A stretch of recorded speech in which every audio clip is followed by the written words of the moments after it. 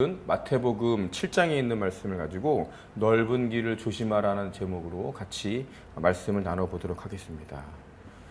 우리는 단 한 가지를 선택하기보다는 여러 가지를 선택할 수 있는 것을 좋아합니다. 또 그렇지 않으면 우리 그리스도인들, 특히 종교를 가지고 있는 사람들이 그 좋은 것들을 여러 가지를 모아서 선택권들을 합쳐서 그것이 결합된 종교를 만들어서 아예 선택할 필요가 없게 만들면 어떨까라고 생각하는 사람들도 있는 것 같습니다. 하지만 오늘 말씀에 보니까 예수님은 우리의 이런 안일한 혼합주의를 초월하시는 분입니다. 주님은 우리가 제안하는 편안한 해결책을 용인하지 않으시는 그런 분이십니다. 대신에 궁극적으로 두 가지 중에서 단 하나의 선택만 있다고 이렇게 오늘 말씀하시는 것을 우리가 잘 같이 읽어보았습니다. 오늘은 마태복음 7장 13절과 14절에 있는 내용을 네 가지 측면에서 우리 이야기 나눠보고 예수님이 말하고자 하시는 바를 같이 이야기 나누고 결단하는 그런 시간을 갖도록 하겠습니다. 우리 오늘 본문에 보면은 먼저 길에는 두 가지가 있다라고 예수님께서 말씀하고 계신 겁니다. 이 두 가지의 길이 있다라는 개념은 우리 구약에서 이미 발견할 수 있는 개념인데, 예를 들어서 시편 1편 같은 경우에는 의인의 길과 악인의 길이 대조됩니다. 한 길은 안락한 길이고요. 그리고 그 말은 폭넓고 광범위하고 널찍한 그런 길이라는 의미를 가지고 있습니다. 따라서 그 길에는 다양한 의견들 혹은 다양한 도덕이 들어설 여지가 많은 겁니다. 그것은 관용 그리고 허용성이라는 말이 이렇게 혼재하는 그런 곳이 널찍한 길입니다. 거기에는 도로 경계석도 생각이나 행동의 경계도 없습니다. 이 길을 가는 여행자들은 자신의 성향, 다시 말하면 타락한 인간 마음의 욕구들을 가지고 갈 수 있는 길입니다. 피상적이고 또 자기애 같은 것, 위선, 또 기계적인 종교, 거짓된 야망, 비판적인 태도 같은 것들은 그 길을 걸을 때 배우거나 개발할 필요가 없습니다. 왜냐하면 지금 말씀드린 그런 것들에 저항하기 위해서는 노력이 필요하지만 그것들을 실천하는 데는 어떠한 노력도 필요가 없기 때문입니다. 그렇기 때문에 넓은 길은 쉬운 길입니다. 다른 한편으로는 협착한 길, 이 협착한 길이 등장하는데 그 경계선은 분명 표시가 되어 있는 길입니다. 그것이 좁은 것은 신적 계시가 존재하기 때문인데, 그 신적 계시, 하나님의 계시는 그 길을 걷는 순례자들을 참되고 선한 것이라고 성경에서 계시하신 그 경계 안에서 제한하는 것입니다. 하나님의 이 계시된 진리는요, 이 진리가 그리스도인들이 무엇을 믿을 수 있는가의 한계를 제시하고, 계시된 선함은 우리가 어떻게 행동할 수 있는가의 한계를 부과하는 것이 사실입니다. 그리고 어떤 의미에서 이것은 힘든 길입니다. 하지만 다른 한편으로 그리스도의 힘들고 좁은 길은 다시 말하면 그분의 쉬운 멍에와 가벼운 짐으로 환영받아야 된다라는 것을 마태복음 11장 30절에 있는 말을 통해서 우리가 기억해야 합니다. 두 번째로 오늘 말씀에 있는 것을 다시 살펴볼 때에 이 길에는 두 개의 문이 있다는 겁니다. 쉬운 길로 인도하는 문은 큰 문이고, 쉬운 길에 들어서는 건 간단한 겁니다. 분명 우리가 가져갈 짐에도 이 길은 제한이 없습니다. 우리는 아무것도 뒤에 남겨두고 갈 필요가 없습니다. 심지어 우리의 죄도, 우리의 의도, 혹은 교만까지도 모두 짊어지고 갈 수 있는 것이 이 넓은 길입니다. 여러분, 하지만 협착한 길로 이끄는 길은 어떤 문입니까? 바로 좁은 문입니다. 그 문을 발견하려면 잘 찾아보아야 합니다. 놓치기가 쉬운 문입니다. 예수님이 다른 맥락에서 말씀하신 것처럼 그것은 마치 어쩌면 바늘귀처럼 좁고 눈에 보이지 않는 길입니다. 게다가 그 문에 들어가려면요, 모든 것을 남겨두고 가야 합니다. 죄도, 이기적인 야망도, 탐욕도, 필요하다면 우리의 가족과 친구들까지도 두고 가야 되는 길이 바로 그 좁은 길입니다. 어느 누구도 먼저 자신을 부인하지 않고서는 그리스도를 따를 수 없기 때문이라는 예수 그리스도의 말씀을 우리가 한번 생각해 봅니다.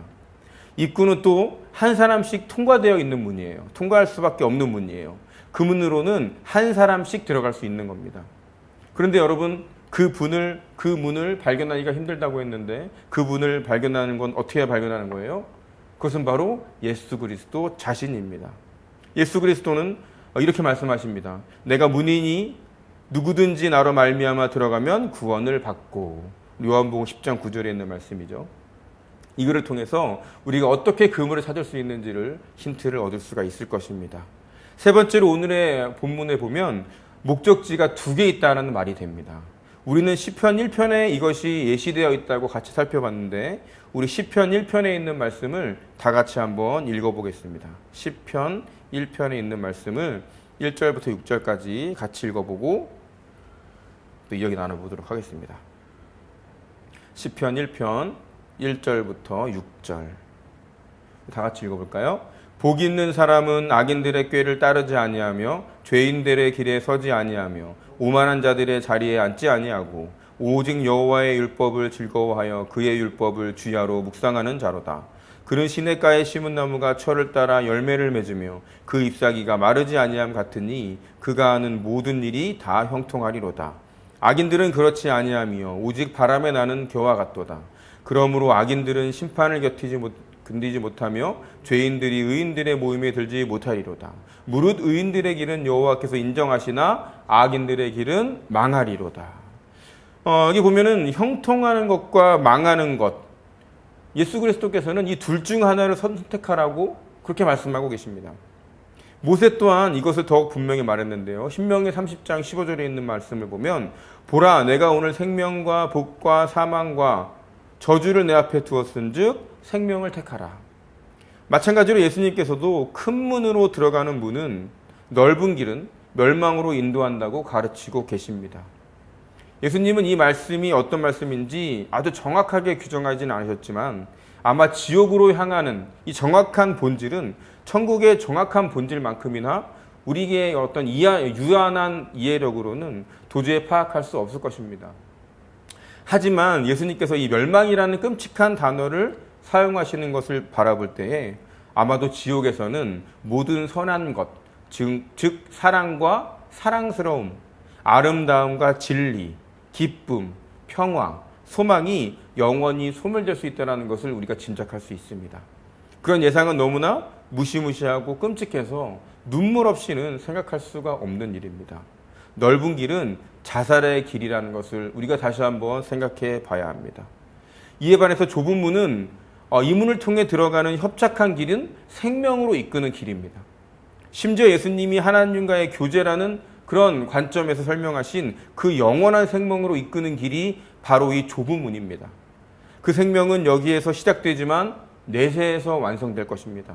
그 안에서 우리는 그분의 영광을 보고 그분의 영광에 참여하고 헌신적으로 하나님과 다른 사람들을 섬기는 것에서 인간으로서 완벽한 어떤 성취를 이루는 것, 그것이 바로 좁은 길, 좁은 문이라는 것을 우리가 다시 한번 기억해 봐야 합니다. 마지막 넷째로 이 본문 말씀에는 이 길을 통해서 움직이는 존재, 즉 두 무리가 있다라는 말입니다. 많은 사람들은 큰 문으로 들어가서 멸망으로 이끄는 넓은 길을 가고 있습니다. 넓고 쉬운 길은 온갖 종류의 어떤 보행자들이 떼를 지어서 무리를 지어서 모여드는 아주 분주한 통로입니다. 하지만 생명으로 인도하는 이 좁은 길, 협착한 길은 비교적 황무하고 텅텅 비어있는 길일지도 모릅니다. 예수님께서도 이 길을 보고 찾는 자가 적음이라 라고 말씀하시는 것을 보면 우리가 이해를 할 수 있습니다. 예수님은 자신을 따르는 그 무리들이 멸시받는 소수 집단이라는 것을 이미 예견하셨습니다. 그분께서는 넓은 길에는 많은 무리들이 웃으며 자신들이 이르게 될 무서운 종착지에 대해서는 아무 생각도 없이 그저 태평한 반면에 좁은 길에는 단지 행복한 순례자 무리들만이 손에 손을 잡고 또 죄를 등지고 천성을 향해 소망의 노래를 부르며 약속의 땅으로 행진한다는 것을 말씀하시고 그들을 물끄러미 바라보고 계십니다. 또 예수님이 그 당시 청중들에게 좁은 문으로 들어가라 이렇게 촉구하신 것은 많은 사람들이 넓은 문으로 들어가고 있는 모습 때문이었습니다.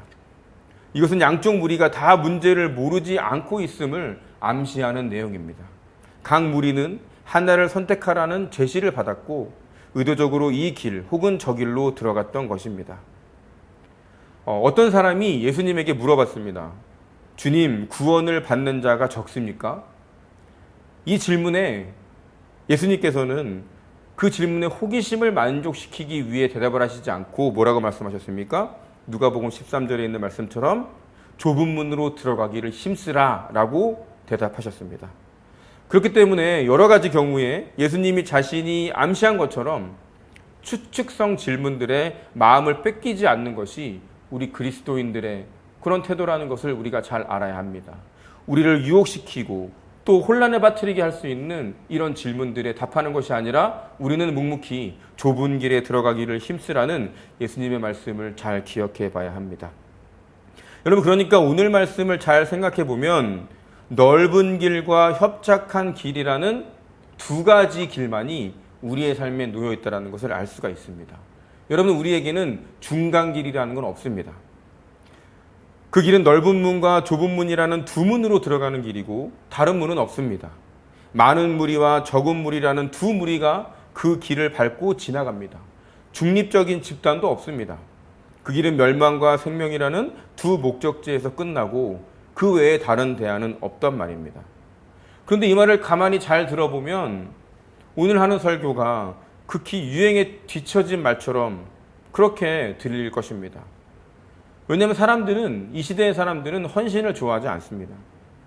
여론조사라든지 어떤 선택을 할 때도 보면은 그렇다 아니다 라는 대답도 있지만 오른쪽에 가면 어떤 대답이 있어요? 모르겠다라는 편리한 그런 항목도 있습니다. 우리 삶에도 기다 아니다 라는 것보다 잘 모르겠다라는 것, 그렇게 대답하는 사람들이 많다라는 말입니다. 가장 인기 있는 이 길은 어떤 길입니까? 중도라는 길이에요. 중도에서 벗어나면 극단주의자가 되거나 광신자로 불리는 것이 이 시대의 어떤 그런 상황입니다.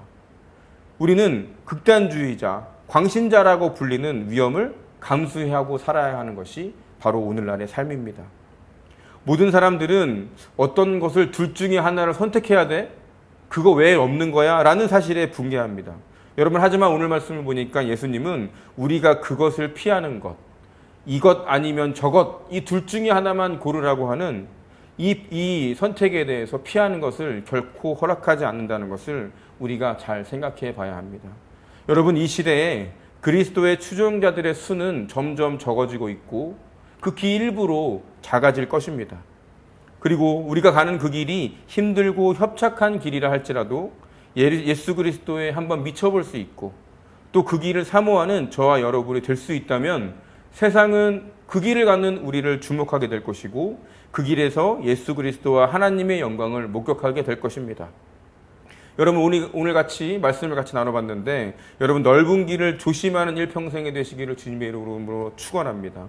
예수님께서 어떤 길을 갈 것인지 묻는 그 질문 앞에서 회피하고 또 다른 길을 찾으려고 핑계를 대는 것이 아니라 하나님이 예수님께서 말씀하시는 그 좁고 협착한 길을 갈 수 있는 용기와 또 그런 신앙을 가질 수 있도록 예수님께 하나님께 기도하고 열심히 신앙생활을 해나가서 저와 여러분이 결단코 하나님이 원하시는 귀하고 복된 삶의 여정을 끝낼 수 있는 그런 삶이 되기를 주님의 이름으로 축원합니다. 우리 일주일 동안 살아갈 때에 넓고 편하고 많은 사람들이 왕래하는 길보다 황무하고 찾기 어렵고 또 많은 것이 제약에 따르는 그 길을 찾고 기도하기 위해 또 그 길을 가기 위해 열심히 또 기도하고 주님을 찾는 일주일이 되기를 주님의 이름으로 축원합니다. 기도하겠습니다.